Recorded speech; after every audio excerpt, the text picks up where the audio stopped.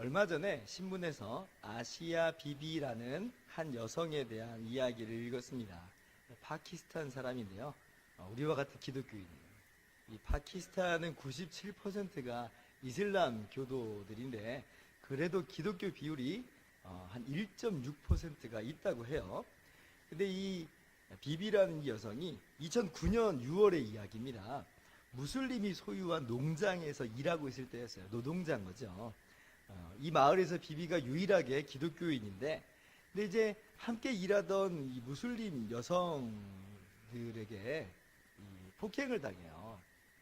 왜 그러냐면 이제 물을 떠주는데 더러운 기독교인이 주는 물은 마실 수 없다. 이제 그렇게 이야기하면서 그 동료 여성들이 이 비비에게 무슬림으로 개종하라고 그런 거죠.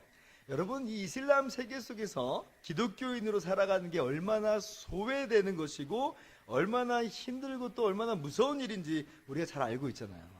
그래도 이 비비는 그들의 말을 거절합니다. 그러면서 이제 언쟁이 벌어졌는데 이 비비라는 여성이 이렇게 얘기한 거예요. 내가 믿는 예수님은 우리의 죄를 대신해 십자가에서 대신 죽으셨는데 무하마드는 우리를 위해 해준 것이 뭐가 있는가? 이렇게 얘기를 해요. 그러니까 동료 이제 이슬람 여성들이, 무슬림들이 분노를 터뜨리면서 이 비비를 폭행을 한 거죠. 그리고 법원에 형사 고발을 합니다. 이 파키스탄은 이슬람 종교법을 좀 따라요. 그래서 신성 모독법이 있어요. 코란을 모독한다든지 뭐 마호멧, 이 무하마드를 모욕한다든지 이제 그러면 처벌을 받는 거예요. 그래서 신성 모독법에 지금 이게 접촉이 된 거예요. 그래서 1심이 나왔는데 사형 판결을 받았어요. 사형 판결. 2014년에 항소심 판결이 나와요. 역시 사형 판결이 나와요. 자, 얼마나 황당해요. 이게 이제 국제적으로 이제 알려졌어요. 그 한마디 때문에 지금 사형 판결이 난다는 이 황당한 그런 일이 국제사회에 알려지면서 이제 반대 목소리가 이제 국제사회 속에서, 세계 속에서 나온 거죠. 그래서 작년 10월에 대법원 판결이 나왔는데 감사하게도 무죄 판결이 나옵니다. 9년 만의 일이에요. 9년 만의 일이에요. 그래서 석방이 됐는데 이제 그랬더니 이제는 강경파 무슬림들이 이제 막 난리가 난 거예요. 곳곳에서 시위하고 막 데모하면서 이 비비를 처형시키라고, 비비를 풀어준 대법원장도 사형시키라고, 그러면서 막 주변 기독교인들을 폭행하고 위협하고, 얼마나 이게 심각한 문제였던지 일부 지역에서도 휴교령까지 떨어지는 그런 일이 있었어요. 그리고 이제 이 사람들이 반대 청원을 또 올려가지고 올해 1월 29일에는 법원이 이제 반대 청원을 검토하기로 했다. 이제 이런 기사를 제가 봤어요. 지금 비비는 극비리에 보호받고 있는 실정이라고 합니다. 이런 기사를 제가 이제 봤어요. 여러분이 그 위치에 있었다면 여러분은 어떻게 선택을 할 것이며 어떻게 여러분은 행동을 할 것입니까? 이 여인의 당시 나이가 처음에 이제 감옥에 갇힐 때 나이가 38살이에요. 그렇게 나이가 많이 들지 않았어요. 아이들은 5명이나 있었습니다. 제가 이 여인에게 한번 묻고 싶은 게 있어요. 만약에 자신의 그 한마디로 9년이나 까닭없이 감옥에 갇힐 줄 알았다면 그래도 신앙을 여전히 고수하고 고백했겠는가? 그래도 그 현장 속에서 예수님이 나를 위해서 십자가에서 대신 죽으셨는데 무하마드는 나를 위해서 해준 게 뭐가 있는가? 아니 그렇게 말할 수 있는 용기가 그래도 있겠는가? 물어보고 싶어요. 지금도 살해 위협을 당하고 있는 판국이잖아요. 사실 이 여인은 자신이 말한 그 말 한마디가 어떤 영향과 파장을 일으킬지는 몰랐을 거예요. 그래서 한번 물어보고 싶은 거예요. 다시 한번 시계추를 9년 전으로 돌리면 어떻게 이야기할 것인가? 근데 이제 이 비비란 여성이 아직 감옥에 있을 때의 남편의 인터뷰가 기사화된 적이 있습니다. 뭐라고 이야기하냐면 아내의 얼굴엔 흔들리지 않는 확신이 서려 있습니다. 그녀는 자신이 가진 기독교 신앙을 매우 자랑스러워합니다. 여러분, 후회하는 게 아니고 자랑스러워한다는 거예요. 그녀는 절대 하나님을 부인하지 않을 것이에요. 이렇게 인터뷰를 했어요. 이 글을 보면서 정말 참 큰 도전이 됐습니다. 야, 이게 바로 신앙인의 자세구나. 여러분, 이 여인이 특별한 사람인가요? 이 여인의 믿음이 특별한 믿음인가요? 아니죠. 우리 모두의 믿음이고 우리 모두가 마땅히 가져야 될 그런 태도예요. 여러분, 이 여인이 기독교에서 도대체 무엇을 보았길래, 무엇을 얻었길래 이러한 죽음의 위협 속에서도 눈 하나 꿈쩍하지 않는 것일까요? 여러분, 저와 여러분이 얻은 것은 무엇이고 저와 여러분이 그로 말미암아 누리게 된 것은 과연 무엇입니까? 오늘 말씀을 통해서 함께 살펴보도록 합시다.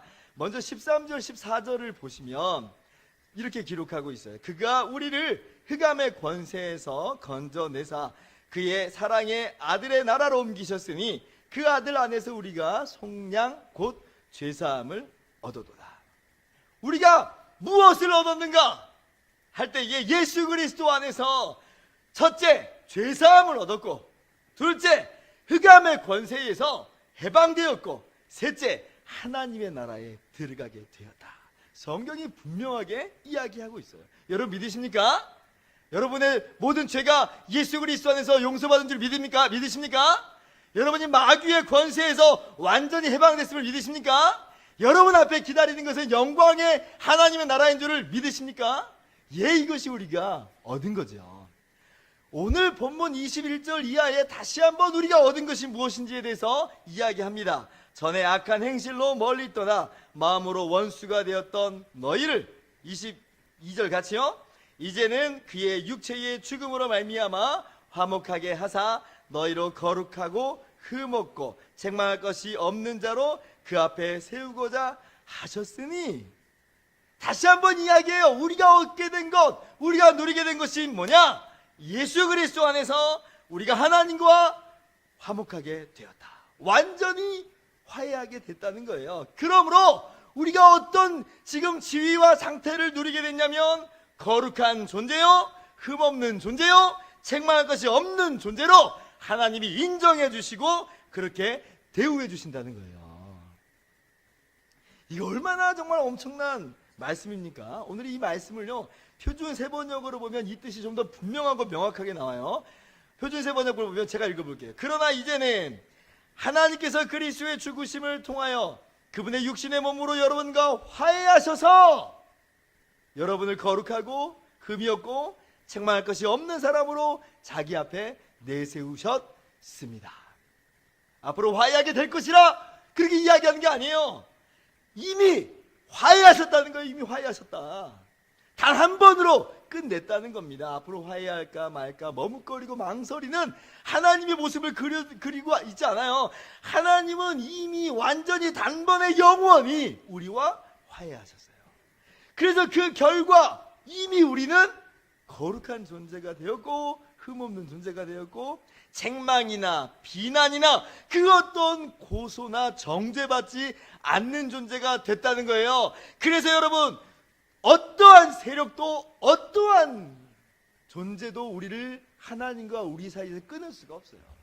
누가 우리를 정죄하려? 누가 우리를 정죄하려? 얼마나 감사한 일인지 몰라요. 하나님 우리와 함께 화해하셨다니까요. 단 어떻게 하면?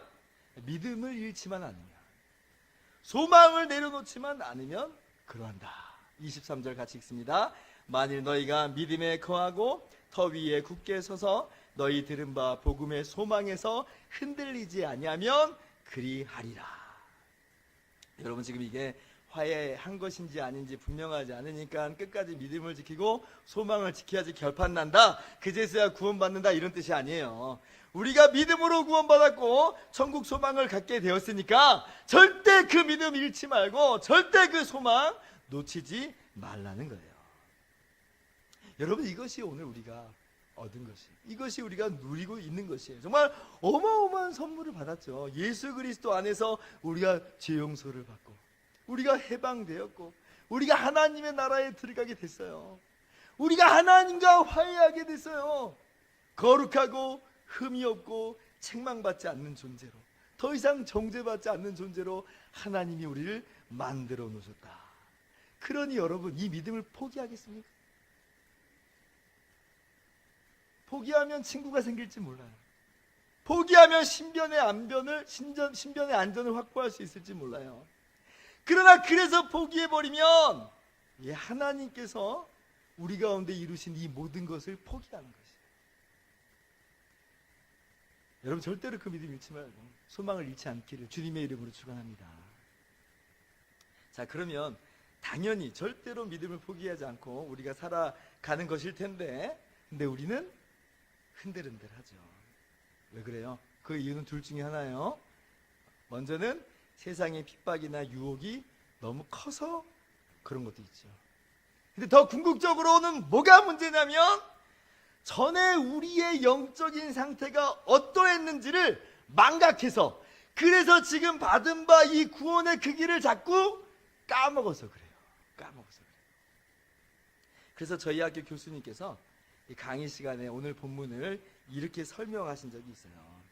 사도 바울이 21절에 구태여 성도들의 옛 상태를 언급하는 이유가 무엇이냐면, 그것은 시간이 지남에 따라, 그리고 거짓된 가르침이 침투함에 따라서 이제라는 이 의미가 희미해지기 때문이다. 그렇게 써놨어요. 옛 상태를 왜 이야기했는가? 지금 너희가 어떤 존재인지를 지금 너희가 까먹고 있다는 거예요. 과거를 망각하고 있기 때문에 지금 현재 받은 그 축복을 다 잊어버리게 된 것이다. 그렇다면 되돌리는 길은 하나예요. 뭐냐면 이전을 다시 생각하는 거예요. 이전을 다시 생각하게 하는 거예요. 그로 말미암아 이제의 가치를 회복시키는 거죠. 과거의 문제들이 지금 해결되지 않았다는 게 아니라 바로 현재 얻은 것이 무엇인지를 더 분명하게 깨닫고 그것을 강화하게 하고자 과거를 잊지 말자 하는 거예요. 이게 사도 바울의 의도죠. 그렇기 때문에 우리도 오늘 이 시간에 해야 되는 게 뭐냐면, 우리 스스로를, 우리의 과거를 돌아봐야 됩니다. 왜냐하면 그럴 때에 오늘 우리가 얻게 된 것이 무엇인지를 더욱더 분명하게 깨닫고, 그리고 그렇기 때문에 절대로 이 믿음을 포기하지 않을 수 있기 때문에 그래요. 자, 그렇다면 이전에 우리의 과거는 무엇이었습니까? 우리는 도대체 어떠한 사람이었습니까? 다시 한번 본문을 들여다보면요, 13절 14절 말씀 아까 우리가 읽었는데 보세요. 우리가 어떠한 존재였는가? 우리는 죄인이었어요. 죄인. 우리는 괜찮은 사람이 아니라 우리는 죄인이었어요. 하나님 앞에서. 그래서 우리 스스로의 죄에 팔려서 흑암의 권세에서 마귀의 노예가 돼서 헤어나올 수 없는 그러한 멍에를 짊어지고 절망적인 처지에서 사는 존재들이었다. 그래서 우리를 기다리는 건 영광의 아들의 나라가 아니라, 사랑의 아들의 나라가 아니라 도리어 영원한 멸망, 지옥이었습니다. 이것이 바로 우리의 실상이었어요. 여러분이 죄의 권세가 얼마나 컸는지, 얼마나 무시무시한지요. 사실은 지금 예수님을 믿고 나서도 여전히 죄가, 그 뿌리가 완전히 잘려졌음에도 불구하고 그 죄가 우리 안에서 여전히 도사리고 있는 것을 보면 이 죄가 얼마나 무시무시했는지를 우리가 잘 알 수가 있어요. 한 복지재단에서 사역하시는 이헌주 목사님의 기사를 인터뷰한 것을 제가 보았는데, 여러분, 이분이 가난한 목사님 아들로 태어납니다. 그리고 자기도 목사가 돼요. 그러니까 대를 이어서 지금 주님을 사랑하고 헌신하고 충성하는 거예요. 아주 굉장한 집안이죠. 그런데 이제 이분이 둘째 딸을 얻게 되는데, 둘째 딸이 장애를 안고 태어나요. 뇌병변 장애 1급입니다. 평생 장애를 안고 살아가는, 부모의 보호 없이는 살 수 없는 처지가 된 거예요. 어떻게 해요? 그래도 하나님께서 주신 것이니까 감사로 받고, 그리고 이것을 계기로 해서 이분이 장애인 사역을 시작을 합니다. 그리고 이제 셋째를 임신해요. 근데 어느 날 이제 산부인과에 가보니까 이렇게 말하더라는 거예요. 아무래도 태아가 다운 증후군인 것 같습니다. 어떻게 하시겠습니까? 이렇게 산부인과에서 얘기를 해요. 충격을 받았어요. 둘째도 장애아인데 셋째도 지금 장애아로 태어난다는 거예요. 너무 기가 막혔어요. 그래서 어떻게 하시겠습니까? 라는 그 말에, 수술하겠습니다. 그랬더니 수술하겠습니다. 그런데 이제 그 소식을 들은 아버지 목사님이 그 수술을 반대하면서, 야, 그 아이를 죽이려면 이 아비도 죽여라. 하나님이 주신 생명을 네가 함부로 짓밟는다는 것이냐? 하면서 간곡히 호소하더라는 거예요. 정말 너무 이 목사님 힘든 시간이었대요. 여러분, 장애 아이를 둔 부모가 얼마나 힘든지 여러분 아시잖아요. 그 마음이 얼마나 힘들어요. 근데 셋째도 그런다고 하니까. 그런데 이제 그것이 또 마음에 계속 걸림돌이 있잖아요, 사실은. 이게 옳은 것인가, 옳은 것인가. 그래서 깊은 기도 후에 결국 수술을 취소하기로 했습니다. 그리고 아이를 출산을 했는데 역시 지능지수가 40밖에 안 되는 다운 증후군으로 태어납니다. 그걸 그대로 아는 거예요. 여러분, 이때에 이분의 고백이 이거예요. 하나님의 일을 하는 목사지만, 심지어 장애인 사역을 하는 목사지만 또다시 장애인 자녀라는 이 공포가 닥치니까 아들을 죽이겠다는 악한 본성이 튀어나오더라는 거예요. 튀어나오더라. 그때 자기를 깨닫는 거예요. 내가 얼마나 흉악한 죄인인가. 주님의 은혜로 구원받아서 그렇지 내가 얼마나 흉악한 죄인인가. 지금 다른 사람 정죄하자고 하는 말씀이 아니었고요. 그 인간 본성에 깊이 뿌리박은 이 죄의 권세가 얼마나 강력한 것인지를 본인이 정말 뼈저리게 체험했다는 거예요. 환경 앞에서 속절없이 무너져버리는 인간의 나약함, 자신의 이익 앞에서는 하이에나같이 짐승같이 돼버리는 우리들의 이 더러운 본성, 얼마나 한심스러운 죄인인지. 저도 마찬가지예요. 불쑥불쑥 순간순간 죄악된 생각과 행동이 튀어나올 때 보면 정말 섬찟합니다. 섬찟합니다. 야, 저도 목사잖아요. 그런데 이 죄의 권세가 얼마나 무서운지. 목사고 뭐고 없는 거예요. 목사고 뭐고 없어요. 죄의 권세가 얼마나 끔찍한지요. 여러분, 우리가 예수 그리스도 안에서 거저 이 죄의 용서를 받아서 그렇지, 안 그러면 죄가 우리를 죽였고, 그리고 죄가 우리를 영원한 멸망으로 끌고 가는 거예요. 우리가 어떠한 존재였는가? 바로 그러한 죄인이었다는 거예요. 21절은 우리의 이전의 모습을 다시 한번 반복하면서 적나라하게 더 분명하게 보여줍니다. 우리는 과거에 어떤 존재였는가 할 때에 하나님과 원수지간이었다. 하나님과 원수지간이었다. 원수라는 말의 뜻은 여러분 어떤 말입니까? 여러분, 뭐 배우자를 향해서 아우 왼수, 이게 아니에요. 이 원수라는 말의 뜻은 증오하는 대상. 서로를 제거해야 되는, 서로를 없애야 하는 적, 이게 원수라는 뜻이에요. 여러분, 기억할 것이 있어요. 우리가 하나님께 죄를 진다는 것, 죄인이라는 말은 다시 말하면 그것은 하나님과 원수가 된다는 것이에요. 원수가 된다는 것이에요. 단순히 아차 실수하는 게 아니고, 이건 궁극적으로 내 안에서 하나님을 몰아내고 하나님을 없애버리는 거예요. 내가 내 인생의 기준이 되고 내가 내 인생의 주인이 되는 것, 이것이 바로 죄인이요 원수가 되는 거예요. 내가 하나님 된다는 거예요. 여러분, 죄인이라고 하는 것이, 그러므로 우리는 하나님과 원수 된다는 것임을 기억을 해야 돼요. 하나님과 양립할 수 없죠. 왜냐하면 자기가 주인 되는 건데, 자기가 기준 되겠다는 건데, 하나님이 기준이라는 걸 인정하지 않고 하나님이 주인이라는 것을 거절하는 것인데 어떻게 하나님과 화해할 수 있어요? 원수예요, 원수.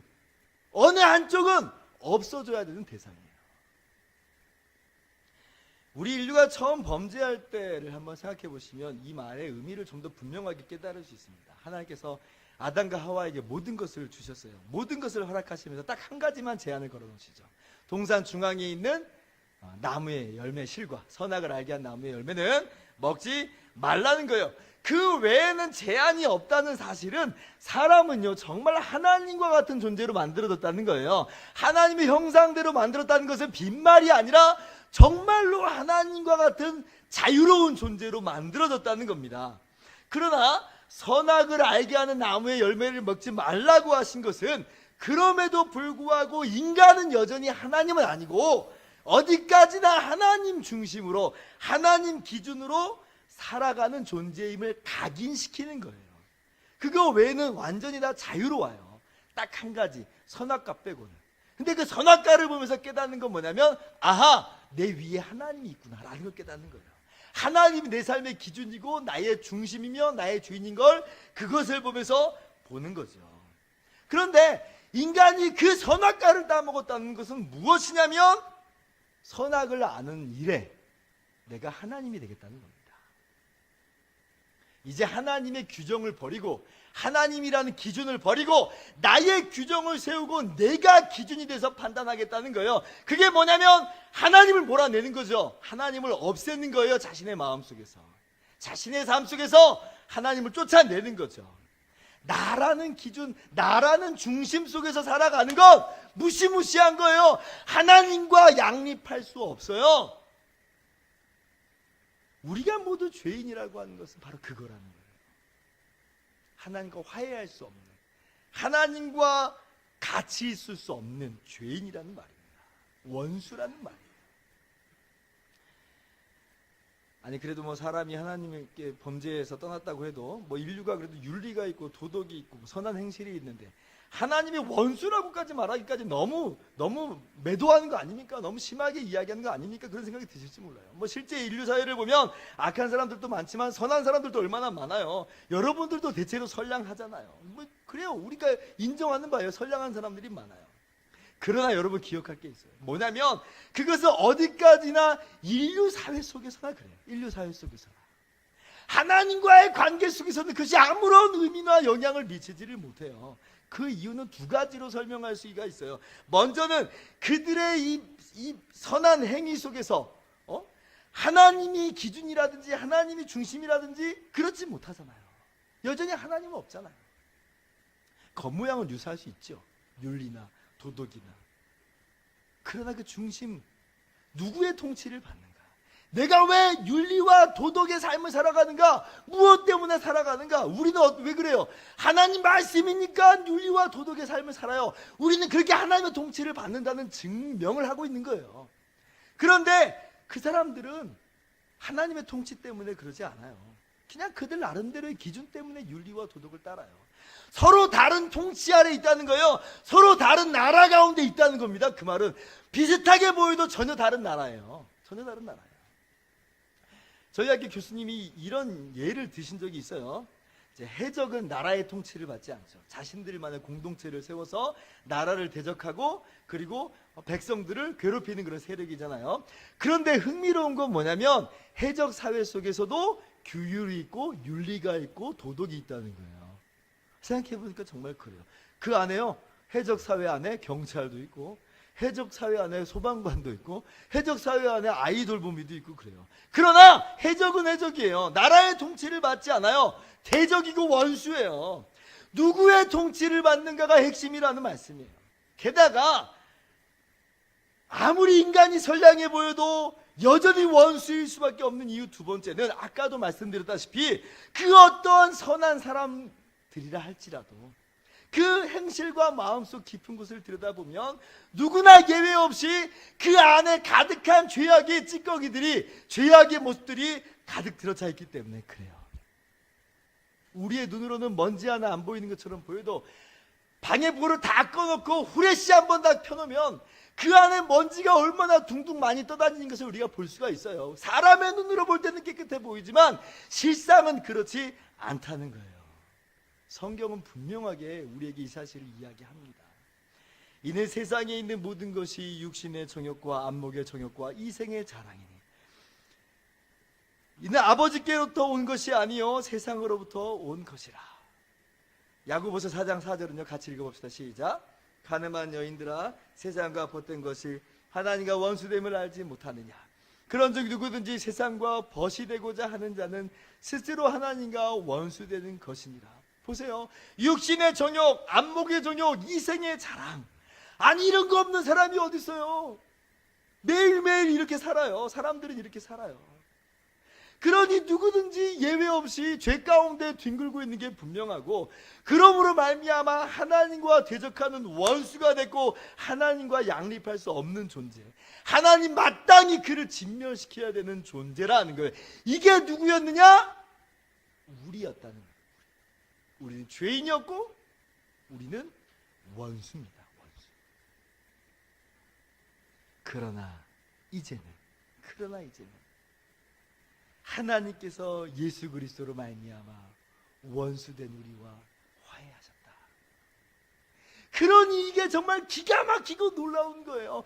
우리가 괜찮은 사람인 줄 알았다면, 우리가 뭐 원수 정도는 아니고 그래도 정말 무난한 사람인 줄 알았다면, 하나님이 우리의 죄를 용서하시고 우리와 화해했다는 것이 그렇게 크게 안 다가올 수 있을 수 있지만, 우리가 진짜 죄인인 줄을 알고 우리가 정말 하나님과 원수된 자인 줄을 알게 된 이 마당에 있어서는 이것이 얼마나 큰 은혜고 얼마나 놀라운 사실인지 우리는 다시 한번 깨닫게 되는 것이에요.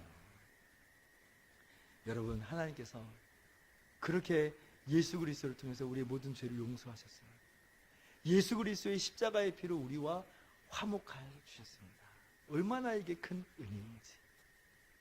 여러분, 아직도 뭔가가 좀 부족하다면 이 한 가지를 생각해 보시기를 바랍니다. 그게 뭐냐면, 우리가 죄 용서받기 얼마나 어려운 존재들이었는지, 우리가 하나님과 화해하기가 얼마나 어려운 자들인지를 알아야 돼요. 만약 이게 쉬운 거였다면 그렇게 감동받을 필요는 없는 거죠. 근데 이게 얼마나 어려운 것인지는요, 무엇을 보면 아냐면 십자가를 보면 알아요. 십자가를 보면 알아요. 얼마나 이게 어려운 일이었냐면요, 하나님이 예수님을 보내시지 않고는, 예수님이 우리를 위해서 대신 죽으시지 않고는 이게 해결될 수가 없는 문제였던 거예요. 다른 해결책을 찾을 수 있었다면 하나님께서 친히 이 땅에 내려오시는 일은 없어요. 다른 해결책이 있었다면 하나님이신 예수님께서 우리의 죄를 위해서 대신 죽으시는 일은 없어요. 그러나 다른 길이 없기 때문에 예수님이 이 땅 가운데 오셔야만 했고, 그리고 우리를 대신 죽으신 거예요. 지난주에 우리가 예수님이 어떤 분인지를 배웠어요. 그분은 하나님입니다. 모든 만물의 창조자가 되세요. 그러나 그분이 내려오신 거예요. 우리와 함께 똑같은 사람이 되셨어요. 왜냐하면 이것 외에는 방법이 없기 때문에. 우리의 죄가 얼마나 크고 우리가 하나님과 원수된 것이 얼마나 큰 것이었는지 우리가 이 사실을 통해서도 분명히 알 수 있는 거죠. 여러분, 병원에 가면 병에 맞게 약을 줍니다. 병에 맞게 약을 줘요. 예수님이 일하는 약을 주셨어요. 왜요? 그만큼 우리가 중병에 걸린 거예요. 중병. 그러나 주님께서 과연 이 땅에 오셨고 우리를 위해서 죽으심으로 우리의 모든 문제를, 죄의 문제를 해결하시고 하나님과 화해하게 되셨다. 그것도 우리가 먼저 손을 내민 것도 아니고 하나님이 먼저 손을 내미시고 하나님이 진히 화목제물을 내어주심으로 이 모든 일을 행하셨다. 그러니 얼마나 이것이 감사한 일이고 우리 가운데 영광스러운 일인지 우리는 거저 이것을 받는 것이고 하나님이 이루신 이 놀라운 일을 우리는 거저 누리는 것이죠. 여러분, 오늘 여러분의 현재의 모습을 똑똑하고 분명하게 깨닫기를 원합니다. 내가 지금 어떠한 은혜를 누리고 있는지, 어떠한 복을 얻게 됐는지를 분명하게 깨닫기를 소망합니다.